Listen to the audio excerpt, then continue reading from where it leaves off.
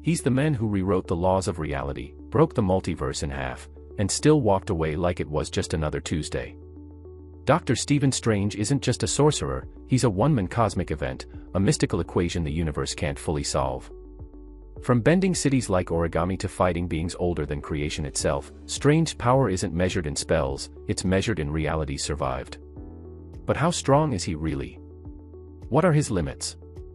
And what happens when those limits finally break? Today, we're unlocking Dr. Strange's full power, feat by feat, no illusions, no tricks. Just truth. Before Stephen Strange ever touched a spellbook, he was already a force of nature, driven, obsessive, brilliant to the point of arrogance. As a world-class neurosurgeon, Strange lived in a reality where his intellect ruled and failure was impossible. But the moment his hands were shattered, everything he built collapsed. His fall wasn't just physical, it was spiritual. That collapse is what forged him. Strange didn't seek magic for enlightenment, he sought it for survival. And that hunger, that refusal to accept defeat, became the foundation of his greatest power. When Strange arrived at Kamar, the Ancient One saw something almost no sorcerer possessed: perfect alignment between intellect, willpower, and cosmic receptivity. Most students learn magic through discipline. Strange learned it through obsession. His mind absorbed runes, sigils, and metaphysical theory the way a machine eats data. Every spell he encountered, he broke apart, studied, reassembled, improved. His photographic memory didn't just let him learn magic, it let him weaponize it. The Ancient One recognized that Strange wasn't simply gifted, he was dangerous. His potential didn't come from raw mystical strength but from a mind capable of reshaping any spell to fit any battlefield. That's why Strange's greatest weapon isn't the Eye of Agamotto, the Cloak of Levitation, or the Book of Cagliostro, it's his mind. A mind that refuses limits. A mind that turns knowledge into power. A mind that makes him a living weapon. Dr. Strange's journey into the supernatural didn't just expand his power, it shattered the rules of physical existence. One of his earliest, and most terrifying, abilities was astral projection. While most sorcerers use it for meditation, Strange turned it into a battlefield advantage. He fought in astral form while his physical body lay unconscious. He moved at speeds no mortal could see, passed through walls, manipulated objects, and even knocked an opponent out of their own body. His astral form didn't obey biology, it obeyed his will. But Strange's real breakthrough came with his manipulation of time. Using the Eye of Agamotto, he froze collapsing universes, rewound catastrophic events, and created stable time loops that even cosmic entities couldn't escape. Time was no longer a river, it was a weapon he could curve, split, or stop entirely. And when he learned dimensional duplication, Strange began existing in multiple locations at once. He could fight parallel battles, cast simultaneous spells, and overwhelm enemies with perfect synchronicity. Even Thanos, armed with the Infinity Gauntlet, struggled to keep up with Strange's dimensional afterimages. This is what makes Dr. Strange terrifying. Even when his physical body is restrained, injured, or immobilized, he can still attack, defend, strategize, and kill. Strange doesn't need a functioning body to win a fight. He only needs consciousness. And when you fight a man who's no longer bound by matter, motion, or time, you're fighting a concept, not a person. The mirror dimension isn't just a reflective world, it's a place where the laws of physics bend to the sorcerer who controls it. For most masters, it's a training ground or a containment zone, a safe pocket reality used to avoid collateral damage. But Dr. Strange turned it into a weapon unlike anything the MCU had ever seen. Inside the mirror dimension, Strange manipulates space, gravity, and movement with godlike precision. Buildings bend like liquid metal, streets twist into spirals, and entire city blocks fold into impossible shapes. For Strange, every structure becomes a blade, every surface becomes a trap, every angle becomes a battlefield. What makes his mastery terrifying is the speed and creativity with which he reshapes geometry. While other sorcerers use basic distortions or defensive plays, Strange weaponizes the entire environment instantly. He can flip the gravitational axis of an entire city, create infinite corridors, or trap enemies in self-replicating fractal mazes that multiply endlessly.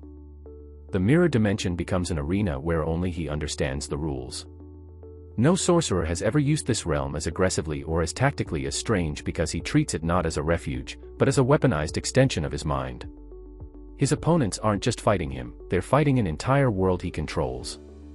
And in a world where space itself obeys him, Strange becomes unstoppable. Doctor Strange's spell arsenal is one of the most unpredictable and versatile in the MCU, a constantly evolving blend of ancient magic, dimensional power, and raw creativity. His teleportation portals alone rewrite the concept of distance, allowing him to redirect attacks, reposition allies, or instantly turn the battlefield against his enemies. But that's only the beginning. Strange's use of the Crimson Bands of Sidorak, massive, glowing restraints forged from extra-dimensional force, proves his mastery of binding spells capable of subduing beings far stronger than himself. Then there's his iconic duplication magic, showcased in his battle against Thanos. While most sorcerers can barely create illusions, Strange created dozens of fully interactive duplicates capable of launching simultaneous attacks, forming weapons, casting coordinated spells, and overwhelming even a wielder of the Infinity Gauntlet. It wasn't just smoke and mirrors, it was tactical multiplication. His defensive capabilities are equally staggering. Strange can summon arcane shields, mirror illusions, or energy constructs in milliseconds, transmute objects into new forms, and twist enemy spells back at them. His magic isn't linear, it's adaptive. This is why Strange's versatility rivals entire armies. He can bind gods, outmaneuver titans, block cosmic attacks, multiply himself, and reshape the battlefield with a thought. He doesn't rely on one power, he uses every power. And that's what makes him one of the MCU's most dangerous sorcerers. Doctor Strange isn't just a sorcerer who protects his world, he's one of the few beings capable of manipulating the fabric of entire universes. His first true multiversal feat came when he cast the spell of visibility across universes, a spell so powerful that it forcibly revealed beings hidden in alternate realities. This wasn't simple magic, this was an action that shook the borders of creation itself. But his most dangerous moment unfolded in Spider-Man: No Way Home, when he attempted a memory alteration spell affecting the entire world. The spell fractured instantly because of multiple interruptions, and Strange didn't just break a rule, he broke reality. As timelines cracked open, universes bled into each other, and dimensional barriers shattered, Strange stood alone at the epicenter. Even more terrifying was his ability to contain these fractures temporarily. He held collapsing timelines together with raw willpower, forcing universes to obey him long enough to fix the catastrophe. This is why the multiverse considers Strange an anomaly. He doesn't simply exist in the multiverse, he alters it through intention. Strange isn't bound by cosmic ceilings. He can see across worlds, manipulate dimensional boundaries, and influence events on a scale only beings like the Living Tribunal normally observe. His magic doesn't just affect reality, it rewrites the conditions that define reality. When Doctor Strange confronted Dormammu, he wasn't just fighting a cosmic tyrant, he was fighting a godlike being who existed outside time. Strange had no army, no Infinity Stones, no backup. What he had was strategy. By creating an endless time loop, Strange forced Dormammu into an eternal stalemate. Every time he died, the loop restarted. Strange weaponized his own death thousands of times, turning suffering into negotiation leverage. No physical force could defeat Dormammu, but Strange's intellect and mastery of temporal manipulation did. It was one of the greatest tactical victories in MCU history. Then came Thanos. In Infinity War, Strange unleashed one of the most impressive combat performances ever seen. He used duplication, teleportation, matter manipulation, energy constructs, and reality-bending magic at a speed even Thanos struggled to counter. He didn't just fight Thanos, he analyzed him. Strange understood the gauntlet, predicted its capabilities, and forced Thanos into using multiple stones at once, something almost no other hero accomplished.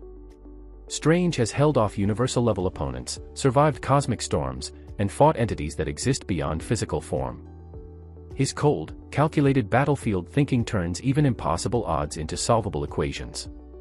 Where other heroes charge forward with strength, Strange enters every battle with geometry, time, and probability already mapped.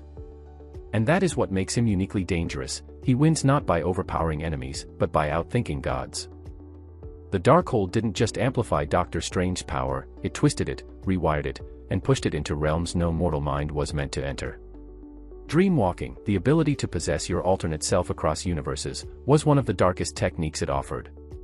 While others risked insanity simply attempting it, Strange went further. He didn't just possess a living variant, he possessed a corpse. Across an entire multiverse, he hijacked the dead body of his deceased self and commanded it like a puppet of vengeance. To a normal sorcerer, this alone would have meant instant corruption. For Strange, it became a strategic weapon. His undead cloak, formed from the souls of the damned, was a spectacle of forbidden magic. These tormented spirits, meant to punish him for violating sacred laws, were instead bent to his will.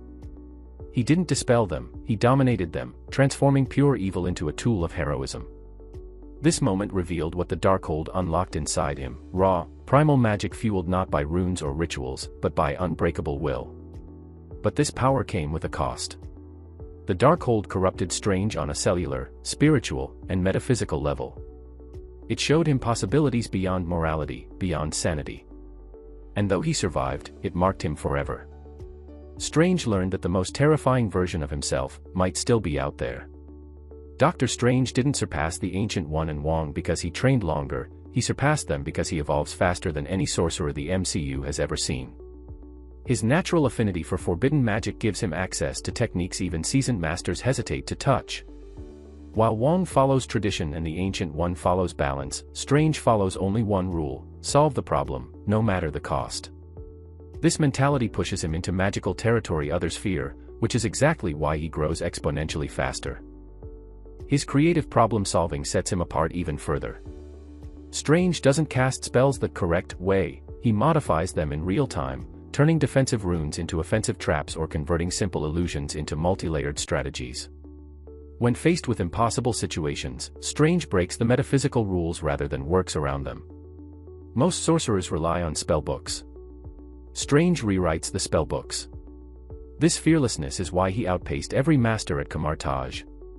Where other students learn techniques, Strange learned systems. He understands the underlying mechanics of magic, dimensional energy, metaphysical geometry, temporal structure. That understanding lets him bend spells beyond their intended function. His evolution is accelerated, unstoppable, and unpredictable. Strange doesn't simply become stronger, he becomes more dangerous. Every battle, every mistake, every new technique becomes fuel for his next transformation. And it's this exponential growth that makes him the most rapidly advancing sorcerer in MCU history. Doctor Strange's true potential is one of the greatest unknowns in the MCU because every time he reaches a limit, he breaks it. The theoretical ceiling of Sorcerer Supreme Strange is not planetary or even universal, it's multiversal. Even without holding the title of Sorcerer Supreme in recent films, Strange consistently performs feats that exceed nearly every other magic user. At his peak, Strange could theoretically manipulate planetary forces, bend universal constants, and even challenge multiversal barriers with enough time, knowledge, or dimensional energy. But what happens if Strange gains full access to the mystical pantheons, the Vishanti, the Living Tribunal, or the cosmic spellbooks only whispered about in Kamar? With those powers, Strange could evolve from a sorcerer into a metaphysical force capable of altering destiny, dictating magical laws, or reshaping entire branches of reality. There is a version of Strange, seen in What If and hinted through his multiversal variants, who becomes strong enough to rival cosmic entities. And even the main MCU Strange is far closer to that level than he realizes. What makes his potential terrifying is that it's not limited by magic, it's limited only by his willingness to go further. If Strange ever unleashed everything he knows, everything he's learned, and everything he has suppressed, the MCU may not be prepared for what he becomes. And that leads to the most haunting question of all: what if Doctor Strange becomes the threat? We've seen variants of him fall to corruption, obsession, and cosmic hunger. If even one version loses control, the multiverse trembles. Doctor Strange can save universes, but he's also one of the few who could end them.